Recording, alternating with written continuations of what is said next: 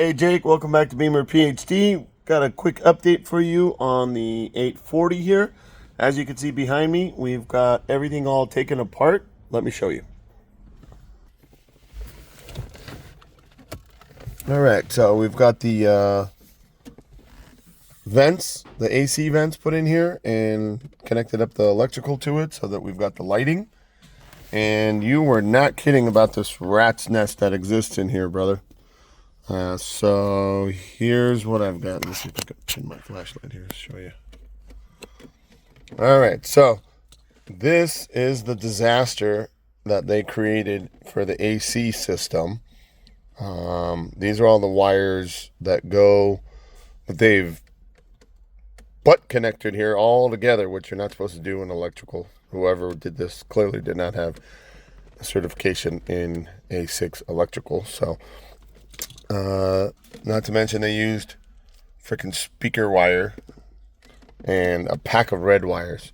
The good news is all we have to do is get the new unit, get the original AC unit back in and just solder each one of these wires cleanly so that it looks factory and not the way it is. Let me back up here a quick second.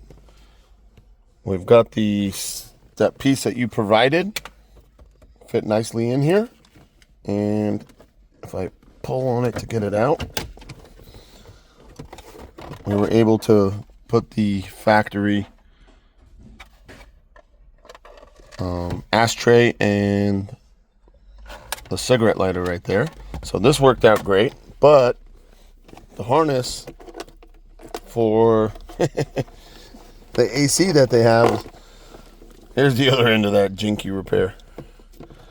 So what I'm thinking is we can take all these butt connectors off, resolder the wires correctly to here, and then go ahead and reinstall the AC unit back into its place. And if we still have a heating issue, then it's the AC unit, not the wiring. So here you have some options. By moving everything back, what system do we want to install? All right, so a little bit of research shows that we can get this centerpiece that they broke. We can get this from ECS Tuning. And then depending on what stereo you want to install, we can still do a custom piece, something like this, where you don't really have the control display, the factory control display up top, where you have one big touch screen and still have the AC up front. Or we can leave it bone stock by putting in something that fits into that slot. There's all kinds of options here. There's Blowpunk makes some things. Original Auto Radios.com has some stuff. These are all European. eBay has some things that you can get. But basically, ECS Tuning also has a radio that can fit in there. Let me see if I can find that. Wherever I had it open.